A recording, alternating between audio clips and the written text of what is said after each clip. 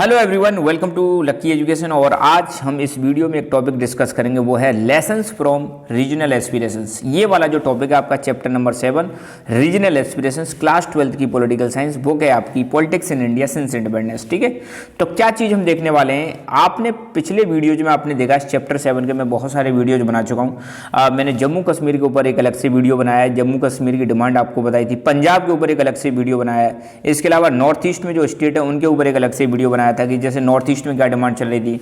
आसाम में आपने देखा, आसाम के लोगों, आसाम के अंदर मतलब जो लोग थे उनके अंदर क्या मतलब आकांक्षाएं थी, क्या एस्पिरेशंस थी।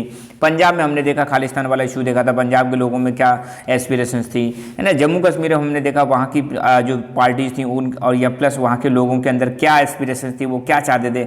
हर जगह पर अलग अलग तरह से ऑटोनॉमी की डिमांड हो रही थी और उस अलग अलग जगह पर सरकार ने अलग अलग स्टेप्स लिए और खूब सारा समय लिया और यहाँ पे अलग अलग जगह पे हमने अलग अलग सिचुएशंस देखी।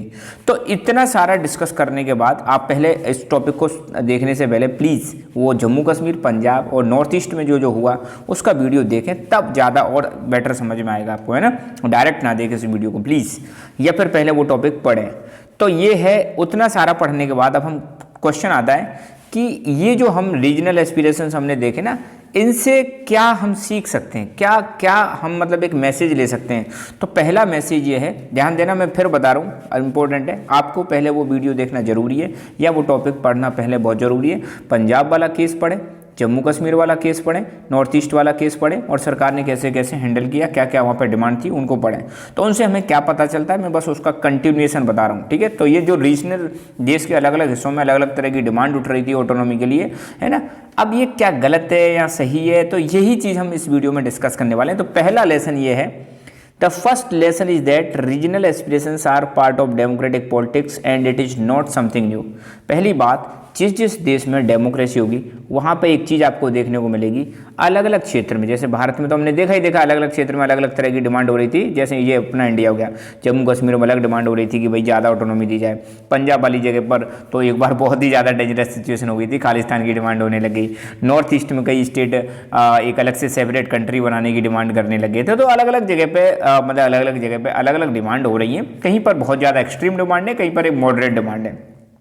तो पहला लेसन ये कि भाई जहां पर डेमोक्रेटिक पॉलिटिक्स होगी, जहां पर डेमोक्रेसी होगी, वहां पे रीजनल एस्पिरेशंस का राइज होना नॉर्मल सी बात है। ये कोई नई चीज़ नहीं है, ऐसा नहीं है कि भारत में ये सारी चीज़ें हो रही हैं, थ्रू आउट दी वर्ल्ड हमें ऐसी सारी चीज़ें देखने को मिलेंगी। जैसे for example many smaller countries like UK, United kingdom, है ना, जिसको इंग्लैंड हम बोलते हैं, मतलब जो है यूनाइटेड किंगडम, इसने भी रीजनल एस्पिरेशंस को फेस किया है। कहाँ पर? स्कॉटलैंड, वेल्स और नॉर्दर्न आइलैंड। यहाँ पर आप देखोगे ये आपका जो है ये यूके है और ये कई सारे देशों से मिलकर बनता है, जैसे इसमें England, Wales, northern island, Scotland, इन सबको मिला देते हैं तो इसको हम यूनाइटेड किंगडम बोलते हैं। ठीक है, ये चीज़ ध्यान रखना।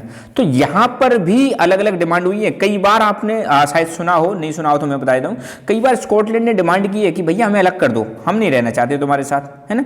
वेल्स ने डिमांड की है, या यहाँ पर अलग डिमांड हो रही है, यहाँ पर अलग डिमांड हो रही है, क्योंकि इस यूके में ना आपको देखने को क्या मिलेगा, जो इंग्लैंड है ना, इसका डोमिनेशन ज़्यादा देखने को मिलेगा। यहाँ का कल्चर, इनका कल्चर अलग है, वेल्स का कल्चर अलग है, नॉर्दर्न आइलैंड का कल्चर अलग है, स्कॉटलैंड का लिटिल बिट का कल्चर अलग है, इंग्लैंड का कल्चर जो है ना, ये इन पे थोपने की कोशिश करते हैं। तो ये जो बाकी देश मतलब बाकी जो पार्ट है ना यूके के, जैसे स्कॉटलैंड, नॉर्दर्न आइलैंड, वेल्स, यहाँ पर हमें ऐसी रीजनल एस्पिरेशंस देखने को मिली है। स्कॉटलैंड में तो एक बार ये भी हुआ था कि क्या हमें यूके से अलग होना चाहिए, नहीं होना चाहिए, उसके लिए यहाँ पर रेफरेंडम करवाया गया था, मगर अनफॉर्चुनेटली रेफरेंडम यूके के पक्ष में था, ज़्यादा लोग सपोर्ट नहीं कर रहे थे, तो वो फिर रह गया। तो मतलब मोरल ऑफ द स्टोरी ये है कि भारत एक नया देश ऐसा नहीं है जहां पर रीजनल एस्पिरेशंस राइज हो रहे हैं, और भी जगह पर हुआ है। जैसे और एग्जांपल लेते हैं, चलो अब हमने यूके का ले लिया, अब तमिलनाडु में आ जाओ, श्रीलंका में आ जाओ। श्रीलंका की कहानी आपने 10th क्लास में भी पढ़ी थी, श्रीलंका की कहानी आपने वर्ल्ड वाली बुक में भी पढ़ी।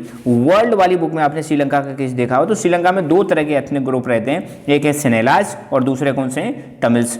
तो सिन्हेलाज का वहाँ पर डोमिनेशन है, तो यहाँ पर तमिल से डिमांड कर रहे हैं, LTTE एक ग्रुप भी बन जाता है, liberation tigers of Tamil Eelam, ये डिमांड करने लग जाते हैं तमिल ईलम की। ठीक है, तो यहाँ पर भी रीजनल डिमांड्स हो रही हैं। ऐसे स्पेन में जगह है वास्को, यहाँ पर भी डिमांड हो रही है। तो ऐसा है भैया, दुनिया भर में रीजनल डिमांड हो रही है, कोई नई चीज़ नहीं है। जहाँ जहाँ डेमोक्रेसी होगी वहाँ पर रीजनल एस्पिरेशंस का राइज होना जरूरी है। रीजनल एस्पिरेशंस में लोग किसकी डिमांड करते हैं? जहाँ तो ज़्यादा ऑटोनॉमी चाहिए या ज़्यादा पावर चाहिए और बहुत ही ज़्यादा डेंजरस डिमांड है तो वो सेपरेट होने की भी डिमांड कर देते हैं। ठीक है, तो एक डाइवर्स और एक बड़ा देश इंडिया, आपको पता है बहुत ही ज़्यादा डाइवर्स देश है, जहाँ पे डाइवर्सिटी बहुत ज़्यादा पाई जाती है और एक लार्ज कंट्री है। तो इंडिया को भी रेडी रहना चाहिए रेगुलर बेसिस पर। आप 1947 से आप देखो, आप 2023 चल ख़त्म होने वाली है, अरे कितनी बार कितनी नई नई तरह की डिमांड भारत देश में राइज हुई है। अब ऐसा नहीं है कि हम हर डिमांड को फुलफिल कर दें, अब हमें देखना पड़ेगा कौन सी डिमांड किस टाइप की है। ठीक है, तो नेशन बिल्डिंग जो है ना एक ऑनगोइंग प्रोसेस है, कभी ऐसा नहीं है कि आज कंप्लीट हो गया। नेशन बिल्डिंग चलता रहता है। आप सोचो यार 1956 में जब स्टेट रिऑर्गेनाइजेशन एक्ट आया था, कितने स्टेट थे? 14 स्टेट थे और 6 यूनियन टेरिटरी।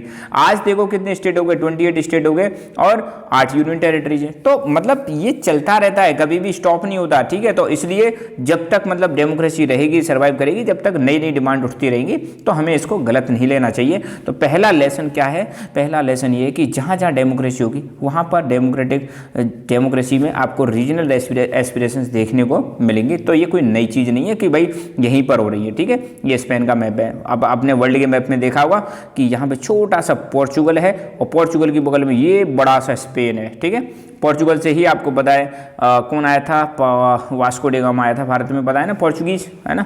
और स्पेन आपको पता ही है, स्पेन, और स्पेन के जस्ट ऊपर यहाँ पर आपको फ्रांस देखने को मिलेगा। तो वर्ल्ड के मैप में ध्यान रखना। और इन सब के नीचे यहाँ पर ये कौन सा सी है? कमेंट करके तुम बताओगे क्या? कि मैं ही बता दूँ, Mediterranean C.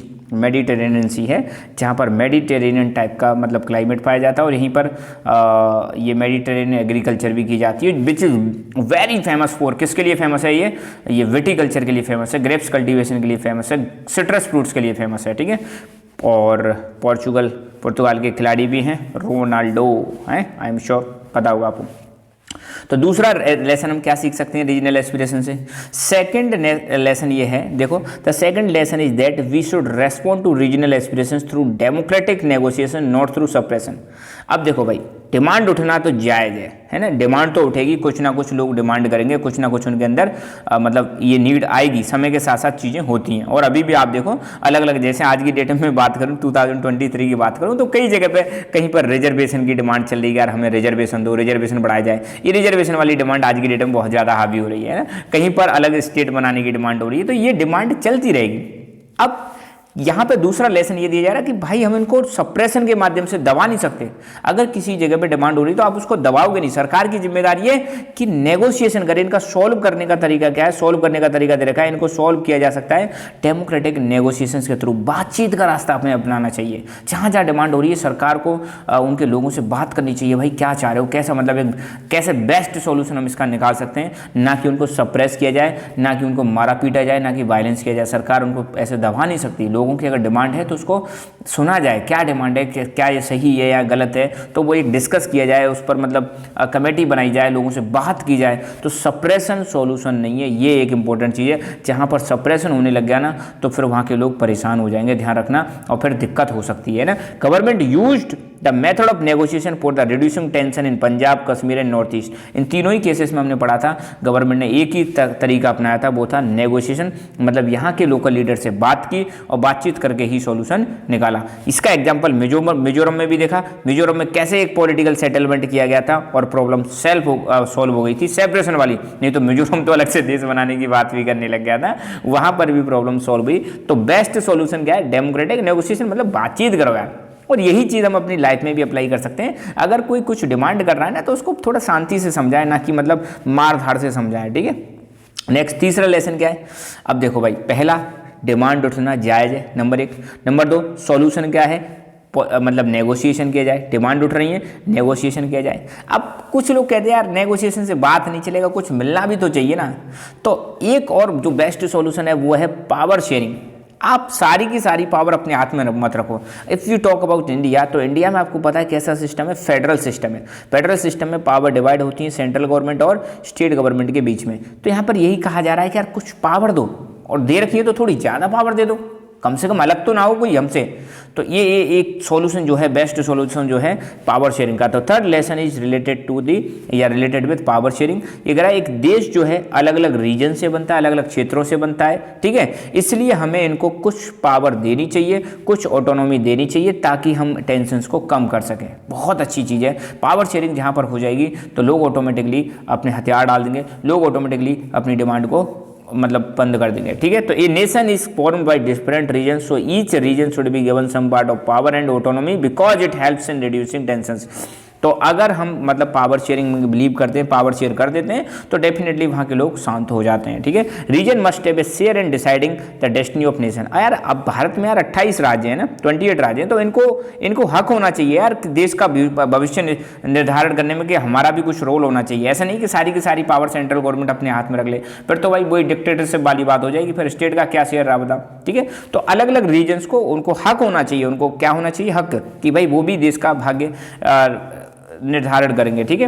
If regions are not given power then feeling of injustice and separation can be spread. अगर हम किसी रीजन को पावर नहीं देते हैं, किसी स्टेट को पावर नहीं देते हैं, तो वहाँ के लोगों में एक इनजस्टिस की भावना, कि यार हमारे साथ तो अन्याय हो रहा है, और उनके अंदर सेपरेट होने की भावना डेवलप हो जाएगी। जब यार हमारे हाथ में पावर ही नहीं तो हम इनके साथ रहकर क्या करें, बेटर यही है कि अलग हो जाओ, ठीक है। तो ये बहुत अच्छा सोल्यूशन है पावर शेयरिंग। 10th में भी एक चैप्टर था पावर शेयरिंग, सिविक्स में आपने देखा होगा, और पावर शेयरिंग के माध्यम से ही बेल्जियम वाला केस आपने देखा हो, तो बेल्जियम में पावर शेयरिंग हुई थी, तो बेल्जियम बना रहा, श्रीलंका ने पावर शेयरिंग नहीं की तो वहां पे कलेश हुआ है ना, सिविल वॉर हो गया था। और लास्ट लेसन क्या कहता है, the fourth lesson is that regional imbalance in economic development creates the feeling of regional discrimination. ध्यान देना, पहला लेसन हमने क्या देखा कि भैया डेमोक्रेसी में या किसी भी डेमोक्रेटिक कंट्री में एक रीजनल एस्पिरेशन का राइज होना नॉर्मल सी बात है। दूसरा हमने क्या देखा, ठीक है, रीजनल एस्पिरेशंस हो रहे हैं तो उनको डेमोक्रेटिक नेगोशिएशन के माध्यम से हम सुलझा सकते हैं। तीसरा लेसन क्या देखा कि यार पावर शेयरिंग बहुत बढ़िया ऑप्शन है, पावर शेयरिंग हमें कर लेनी चाहिए। चौथी चीज़ क्या यहाँ पे बताई जा रही है कि अब देखो भारत है, आपको पता है बहुत बड़ा देश है ना, तो अब ये कह रहे हैं कि रीजनल इम्बैलेंस अगर हमने कर दिया ना, रीजनल इम्बैलेंस का मतलब क्या है, कुछ एरिया बहुत ज़्यादा डेवलप हो गए, कुछ एरिया बहुत कम डेवलप हो गए, तो इससे भी दिक्कत हो सकती है। जो इकोनॉमिक डेवलपमेंट है अगर इसमें इम्बैलेंस आ गया तो इससे भी समस्या आ सकती है। So naturally backward states and regions use violent method to raise their demand. तो जो कमजोर स्टेट जो होते हैं, पिछड़े हुए जो स्टेट होते हैं, वो अपनी डिमांड को फुलफिल करने के लिए कई बार वायलेंस का इस्तेमाल करते हैं। और we can fulfil the regional aspirations by reducing economic inequality among the different regions and state. इसलिए सरकार की जिम्मेदारी होनी चाहिए, जो रीजन इकोनॉमिकली बैकवर्ड हैं उनको हमें थोड़ा सा इंप्रूव करना चाहिए, उन पर ज़्यादा फोकस करना चाहिए। अगर फोकस नहीं किया तो आने वाले समय में वहाँ पर समस्या और ज़्यादा बढ़ सकती है। क्योंकि यार अगर मान लो इकोनॉमिक इनइक्वालिटी बहुत ज़्यादा हो जाएगी, जो ये रीजन बहुत ज़्यादा बैकवर्ड है, वहाँ कहीं गरीबी बहुत ज़्यादा है, अनएम्प्लॉयमेंट बहुत ज़्यादा है, तो वहाँ के लोग परेशान होंगे। परेशान होकर वो हथियार उठाएंगे, वो यार हमें मतलब इस सरकार पर रहने का कोई फायदा नहीं है जब गरीबी नहीं हट रही है। तो ऐसी जगह पर डेवलपमेंट एकमात्र सॉल्यूशन है। जब तक डेवलपमेंट नहीं होगा तो ये लोग शांत नहीं होंगे, है ना। और ऐसे एरिया में लोगों को भड़काना भी आसान रहता है, ये भी ध्यान रखना है ना। जो बहुत ही ज़्यादा पुअर एरिया होता है वहाँ पे लोग ज़्यादा एजुकेटेड नहीं होते, और एजुकेटेड नहीं होते तो उनको आसानी से ब्रेन वॉश किया जा सकता है, ठीक है। तो if some states remain poor and others develops rapidly it leads to regional imbalance and inter regional migration. इसकी वजह से माइग्रेशन भी बढ़ता है और इम्बैलेंस भी बढ़ता है, और एक खतरनाक सिचुएशन है जो फ्यूचर में जाके समस्या बन सकती है। तो आज भी आप देख लो जितने भी पुअर कंट्रीज हैं वहाँ पर हमेशा अनस्टेबिलिटी बनी रहती है। अपना पड़ोसी देश देख लो पाकिस्तान, आज तक सही से मतलब रह नहीं पा रहा है, वहाँ पर बहुत ज़्यादा समस्याएं रहती हैं, बहुत ज़्यादा वायलेंस होता है। तो फोर्थ लेसन क्या है, फोर्थ लेसन ये कि हमें रीजनल इम्बैलेंस को भी खत्म करने की जरूरत है। यहाँ पर ये चारों लेसन खत्म हुए। एक नोट और दे रखा है कि अपना जो संविधान में आपको पता है शेड्यूल वाला सिस्टम है ना। ओरिजिनल जब संविधान बना था तो उसमें 8 शेड्यूल थे, 8 शेड्यूल थे।